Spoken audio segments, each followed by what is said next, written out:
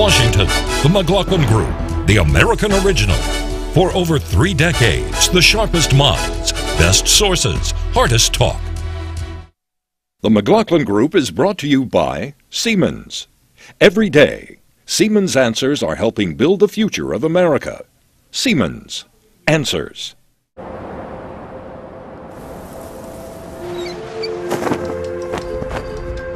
We never thought we'd be farming wind out here. It's not just building jobs here, it's helping our community. Siemens' location here has just received a major order of wind turbines.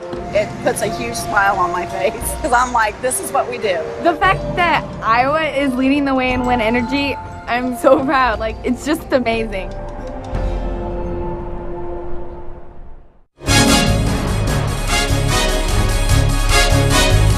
Issue 1, Israel versus Hamas.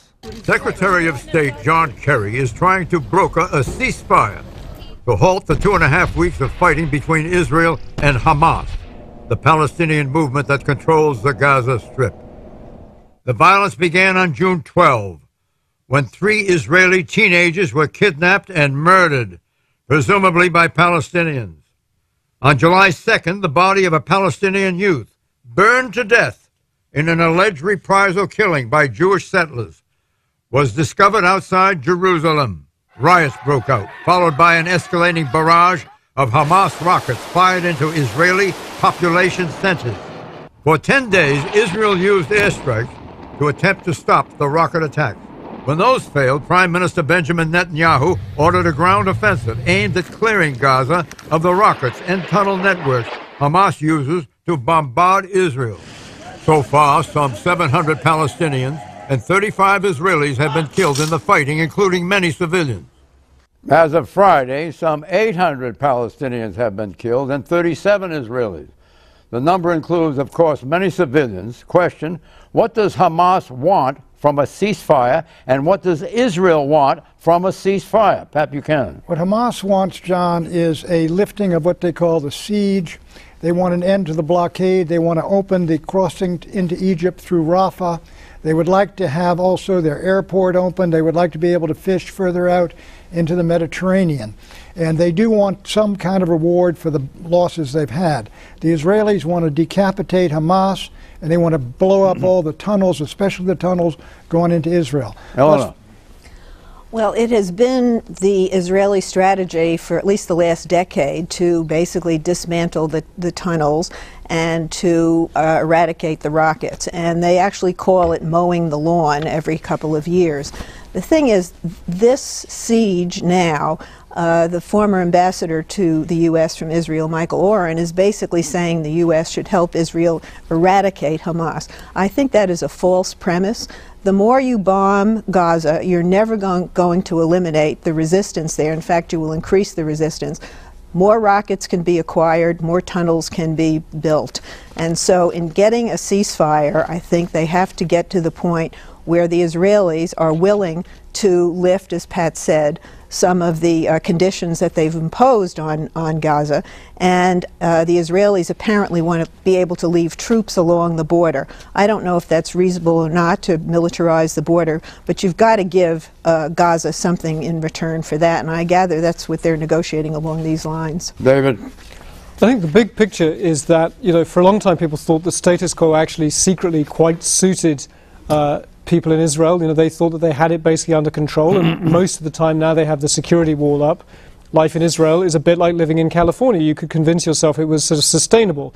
And on Hamas's side, they felt they were winning the kind of worldwide propaganda war against Israel. I think what's happening now is so bad and so violent, and particularly with the isolation of Israel briefly when their airport was closed, that I think that idea that it's sustainable and that this is the kind of thing you can do every couple of years, I think that's really in question. Mort Zuckerman.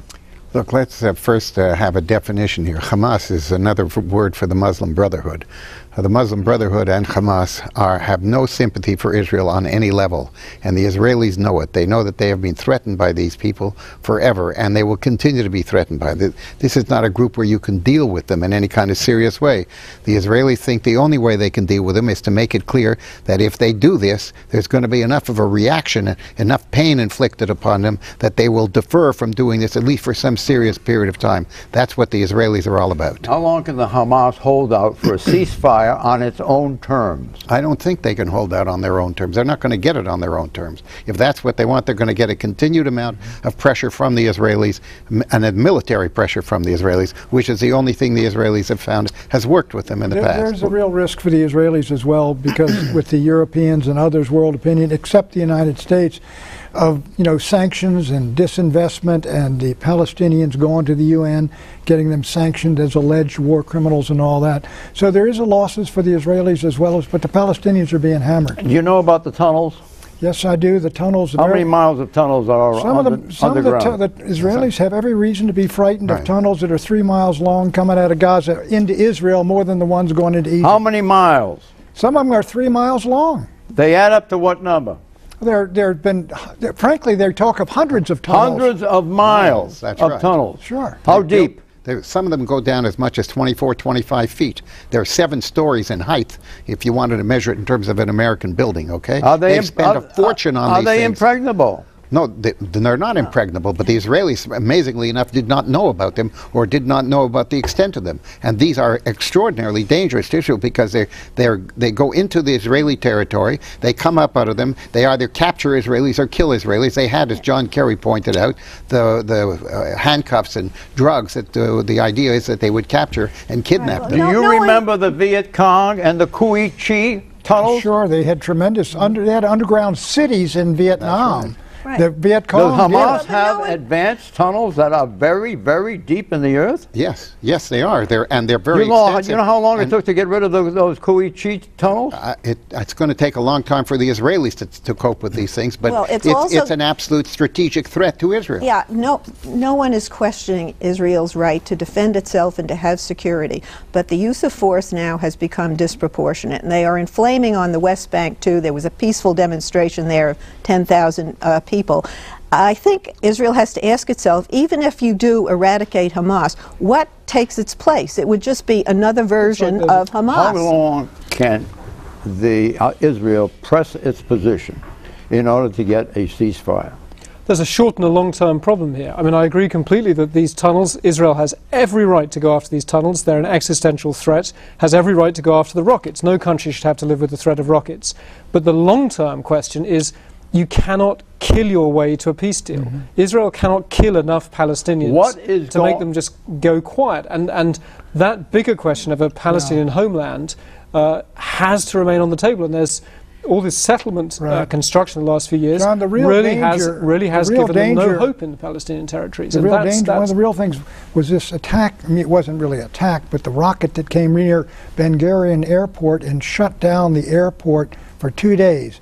Now, you take Hamas and you take Hezbollah up in Lebanon. I mean, that is what they are going to shoot for in any future war, because of the dramatic impact that had on the United States and the Europeans, and on the potential isolation economically of Israel. Israel's weak point is world opinion. That's right. And what's fueling world opinion? Whatever happens, this is something that has happened over and over again. This is not the first time this has happened.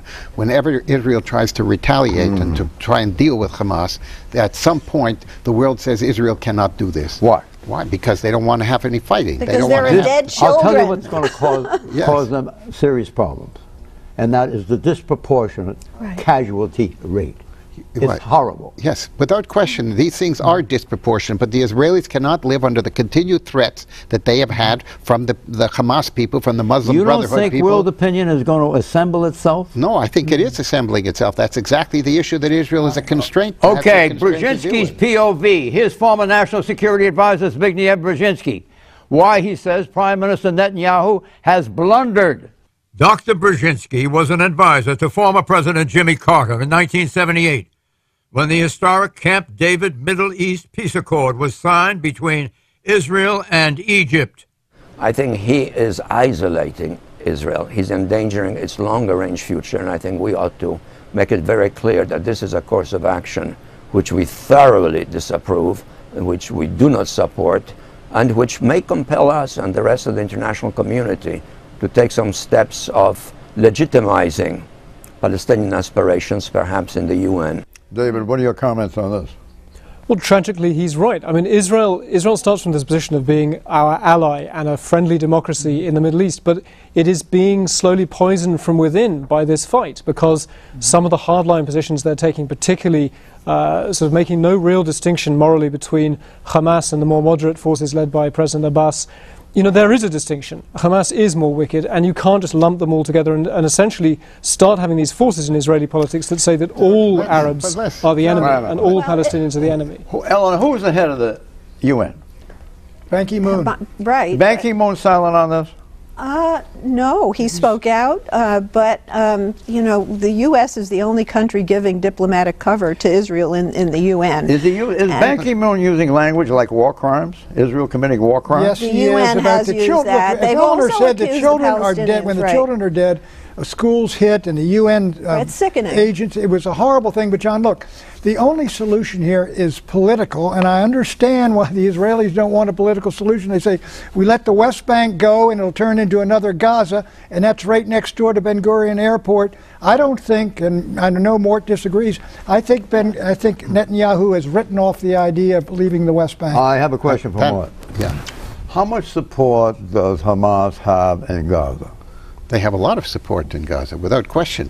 Look, let's start off with how this thing really started. The Israelis were besieged by rockets going into their country, hundreds of them. It would be as if 75% of the American population had 60 to 90 seconds to get into some kind of shelter. That's what the Israelis were living under. They had to respond in some way. They can't live that way. They didn't start this thing. I mean, but if they destroy, the rockets was they rounded up all these Hamas guys who were not responsible for that lynching of those 3 kids, and Hamas sat there and took it, and they fired some rockets. The Israelis responded. Then Hamas starts firing all these rockets, and you got a new war. Israel has basically exploited the killings of those three children, and they have retaliated by destroying everything that makes a decent life for the civilians in Gaza. So that is disproportionate, and the world is looking on and is horrified. And I suspect that Israel will continue this as long as they think they can, in the hopes of eradicating Hamas. They cannot eradicate Hamas. Tunnels can be rebuilt and rockets can be reacquired. So something has to change in this calculation. Hamas is an idea, and you can't kill it. Right. Does Israel have any ally?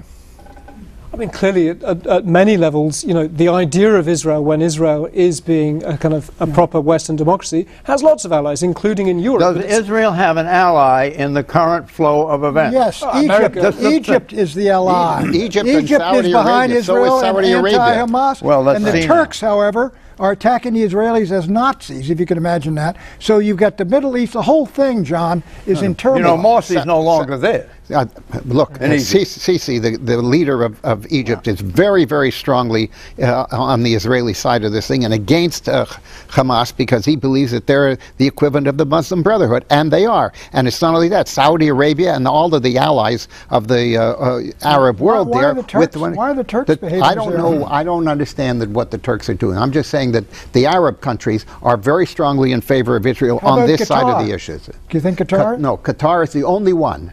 Qatar is the funder of They're funder of the Islamic State. This is why this whole place, Where John. are the Saudis? The Saudis are very supportive of what Israel is doing, They're and very anti-Hamas. supportive. They're anti-Hamas because it's the Muslim Brotherhood. Egypt is anti-Hamas. No. Anti-Hamas, anti-Muslim Brotherhood. Egypt and Saudi Arabia, the Saudis and a lot of the other Arab countries are allies in all of this. The Saudis have to worry about extremists in their own territory, so they think anything that stamps out extremists is a good thing. You can't stamp it out, though. You have to learn how to work with it, and you have to give the people in Gaza some means to make a living. You have 80% people on food aid. They can't. There's a blockade on them. You know, Israel likes to talk about how we left Gaza. Gaza's independent. They're ruling Gaza like a colonial power. And now we're seeing all the blowback, and it's now transferring over to the West Bank, and the West Bank could ignite.